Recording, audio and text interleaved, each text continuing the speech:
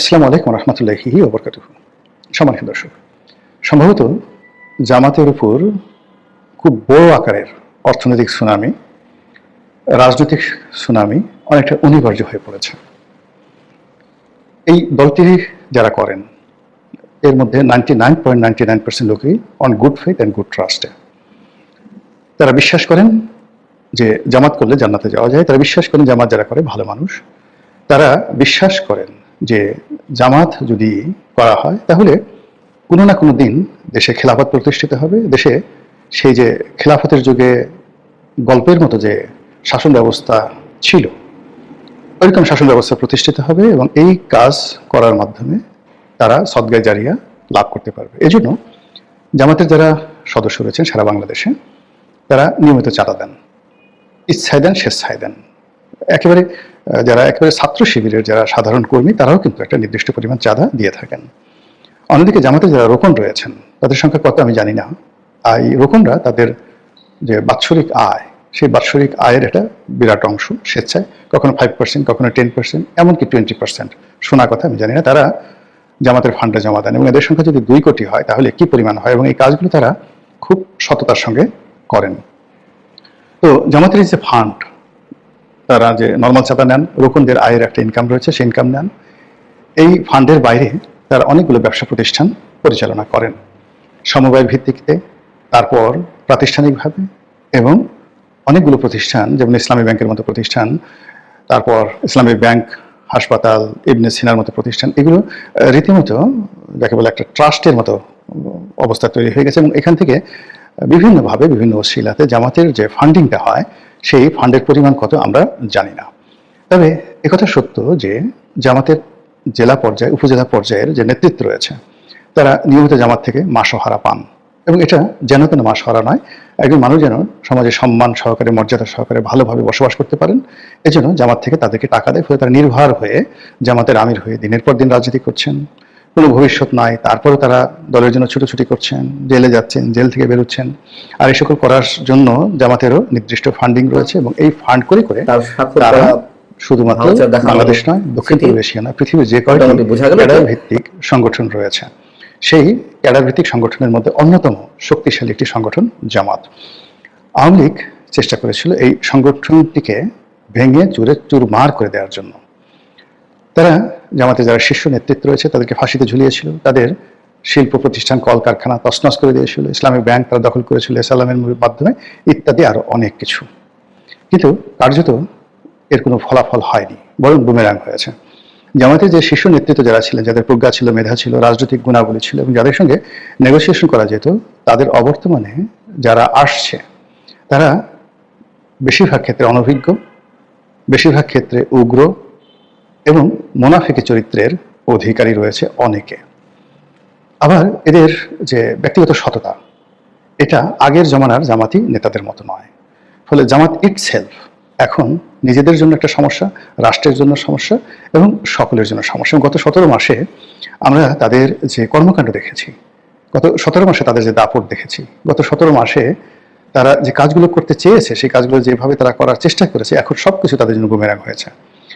তারা মনে করেছিল যে এভাবে অনন্তকাল তারা যাবে, তারা মনে করেছিল তারাই রাষ্ট্র ক্ষমতায় আসবে, তারা মনে করেছিল যে তাদের অনুমতি ছাড়া, তাদের সাহায্য ছাড়া, তাদের সহানুভূতি ছাড়া এই বাংলাদেশে অন্য কেউ রাজনীতি করতে পারবে না। ফলে তাদের মধ্যে অনেকটা বাদশাহ হারুন আর রশিদ, খলিফা আল মনসুর, খলিফা হাদি, কিংবা আব্বাসী খেলাফতের প্রতিষ্ঠাতা আবুল আব্বাস সাফা, কিংবা উমায়াদের সেই বিখ্যাত খলিফা আল ওয়ালিদ, হাজ্জাজ বিন ইউসুফ, এরকম একটা ভাবসাব তাদের মধ্যে চলে এসেছিল। এই সময়টিতে তারা বন্ধুকে বন্ধু মনে করেনি, শত্রুকে শত্রু মনে করেনি। তারা মনে করেছে নজরুলের সেই বিদ্রোহী কবিতার মতো, যখন যা ইচ্ছা তাই করব। এই কাজ করে তারা এস আলমকে বাংলাদেশ ব্যাংক থেকে 1 মিনিটের মধ্যে বের করে দিয়েছে, মানে ইসলামী ব্যাংক থেকে বের করে দিয়েছে।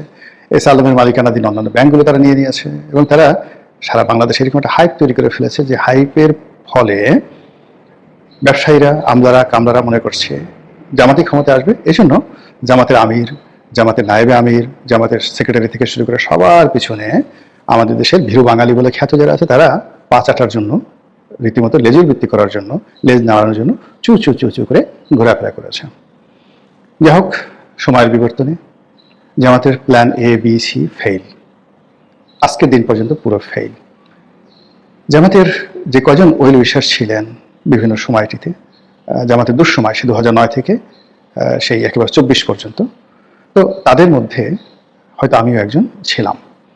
তা আমি গত 17 মাসে সেই জামাতকে নিয়ে মানে ঠিক আগের জামানাতে যে সহানুভূতি দেখিয়েছি ওইরকম কোনো সহানুভূতিমূলক কথা বলিনি, এবং আজকে যে কথাগুলো বলছি এই কথাগুলোই কিন্তু তখন বলেছি, অর্থাৎ গত 17 মাসে বলেছি। এবং এই কারণে জামাতের যারা অনেক লোক আছেন তারা বিরক্ত হয়েছেন, সঙ্গত কারণে বিক্ষুব্ধ হয়েছেন, কিন্তু তাদের সঙ্গে অতীতের সম্পর্কের কারণে হয়তো আমাকে ডলা দিতে পারেননি বা আমার রক কাটতে পারেননি। কিন্তু যদি অতীতে আমার সেই ধরনের সম্পর্ক না থাকতো তাহলে আমার পায়ে রক থাকতো কিনা সন্দেহ। তো যেটা আমি এই গত 17 মাসে বলার চেষ্টা করছি যে তারা এখন খুব দাপট দেখাচ্ছে, বিএনপি ক্ষমতায় আসার সঙ্গে সঙ্গেই তারা বিপদে পড়বে, তাদের সবকিছু বুমেরাং হবে, এবং বিএনপি যেখানে সুযোগ পাবে সেখানে তাদেরকে বাঁশ ডলা দেবে, ফাটা বাঁশের মধ্যে ফেলে একেবারে আচ্ছা মতো ডলা দেবে। এই কথাগুলো একাধিকবার গত 17 মাসে বলেছি। আমি একথাও বলেছি যে বিএনপি যদি ক্ষমতায় আসে এসালাম আবার ফিরে আসবে ইসলামী ব্যাংক এবং তারা থাকতে পারবে না। এমনকি 21 টেলিভিশনে এসআর আলমের যে মালিকানা, এখানে সালাম সাহেব দখল করেছেন যত সুন্দরভাবে 17 মাস ভরে যেভাবে ভোগ করেছেন, বিএনপি ক্ষমতায় থাকলে এটা তিনি পারবেন না, এটা তিনি পারবেন না। এরপরে তার অন্যান্য এসআর আলমের যে অন্যান্য মালিকানাধীন ব্যাংকগুলো, যে ব্যাংকগুলো মানে রাতারাতি, যেমন ধরেন ফার্স্ট সিকিউরিটি ব্যাংক, এসআর আলমের ব্যাংক, এখন সেই ব্যাংক থেকে এসআর আলমের সমস্ত লোকদেরকে সাথে সাথে বের করে দিয়ে একসময় ইসলামী ব্যাংকের এমডি ছিলেন, ইসলামী ব্যাংকের এমডি ছিলেন সেই আব্দুল মান্নান সাহেবকে এনে ফার্স্ট সিকিউরিটি ব্যাংকের ইসলামী ব্যাংকের চেয়ারম্যান বানানো হলো। আচ্ছা বলেন তো এই ফার্স্ট সিকিউরিটি ব্যাংকের সাথে জামাতের কি সম্পর্ক? কিন্তু জামাতে কাজগুলো করেছে। এখন এসালাম যদি ফিরে আসে, ফিরে এসে যদি ডলার শুরু করে, তাহলে ডলারটা কোন দিকে যাবে বলেন তো? এবং তারা মানে এই যে যারা টাকাওয়ালা ধনী, সেটা সালমান এফ রহমান হোক, এসালাম হোক, কিংবা সেটা বসুন্ধরা গ্রুপ হোক, কিংবা মেঘনা গ্রুপ হোক অথবা যমুনা গ্রুপ হোক, ডাজ নট ম্যাটার, টাকায় পুতুল হাসে, টাকা দিয়ে সবাইকে কেনা যায়। এই টাকা দিয়ে করা যায় না এমন কোনো কাজ নেই, এবং তাই এখন বাংলাদেশে হচ্ছে। বাংলাদেশে দেখুন সেই যে মানে ব্যবসায়ী জগতের যে যারা নিয়ন্ত্রণ করতেন সব কিছু, যারা আওয়ামী লীগকে চালাতেন, যারা এরশাদকে চালাতেন, যারা একসময় হাওয়া ভ্রমণ চালাতেন, তারাই এখন বাংলাদেশে সব কিছু চালাচ্ছেন। আর সেক্ষেত্রে এস আলম এখন বাংলাদেশের number 1। S Alam, Samid group, Salman F Rahman, এমনকি ওই যে গাজী গ্রুপ যে পুড়িয়ে ফেলা হয়েছে, এমনকি বসুন্ধরা গ্রুপ, যমুনা গ্রুপ, তারাই কিন্তু এই মুহূর্তে সবকিছু চালাচ্ছে। কারণ হলো বিএনপিতে আলাদা কোনো ব্যবসায়িক গ্রুপ নেই, জামাতেরও নেই। জামাতে এক নাবিল গ্রুপ ছিল, সেই নাবিল গ্রুপ এখন জামাতের সাথে সম্পর্ক খারাপ হওয়ার কারণে তারা এখন বিএনপিতে যোগ দিয়েছে। এবং তারা যে একটা স্টার টেলিভিশন করেছে, সেই স্টার টেলিভিশনে আপনি দেখতে পাবেন যে কি ধরনের জামাত বিরোধী প্রচারণা তারা শুরু করে।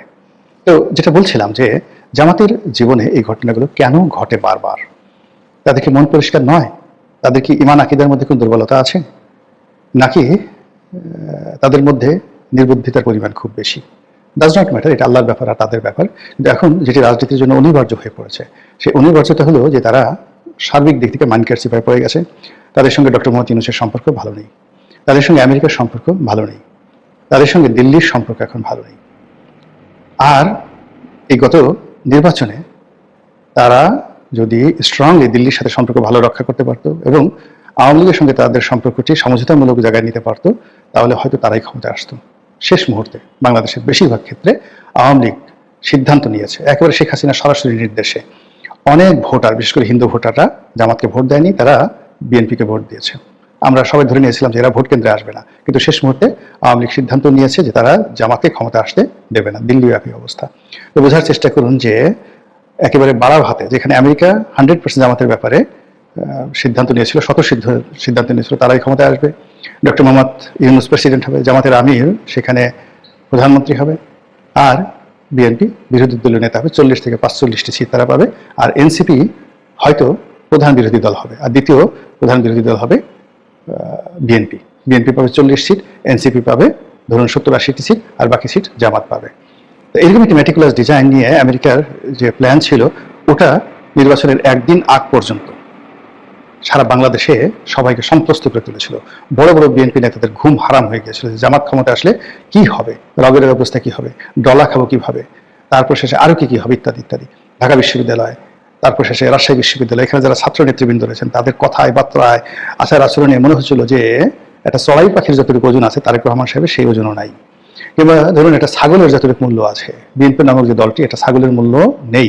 এরকমই মানে বিএনপির যে বিরুদ্ধবাদী দল হিসেবে জামাত যে প্রভাব দেখাচ্ছিল, কথাবার্তা বলছিল, জামাতের কর্তা ব্যক্তি আমিরের মতো ভদ্রলোক মানুষ, তিনি যে জঙ্গি ভাষায় কথা বলছিলেন, তারপর শেষে তাদের যে সকল টেলিভিশনে লোকজন আসে, তাদের যে কথাবার্তা, কি ব্যারিস্টার আছে, এদের কথাবার্তা শুনলে যে কোনো মানুষের মেজাজ ঠিক রাখাটা দায় হয়ে যেত। এখন সব কিছু বুমেরাং হয়ে গেছে। এবং অতি অল্প সময়ের মধ্যে তারেক রহমান সাহেব প্রধানমন্ত্রী হিসেবে যে দায়িত্ব নিয়েছেন, দায়িত্ব নিয়ে তিনি রাজনীতিটি যেভাবে জামাতের জন্য কঠিন করে তুলেছেন, যেভাবে জামাতের যে রিক্রুটমেন্টগুলো ছিল, সব রিক্রুটমেন্টগুলো রীতিমতো ঝাঁটাপিটা করে, মানে যেন তেন ব্যাপার না, ঝাঁটাপেটা করে তিনি সেগুলোকে বিদায় করেছেন। সেনাবাহিনীর মধ্যে তাদের যে সকল মানে পাওয়ার হাউস ছিল, সবগুলো নিউট্রালাইজ করে দেওয়া হয়েছে।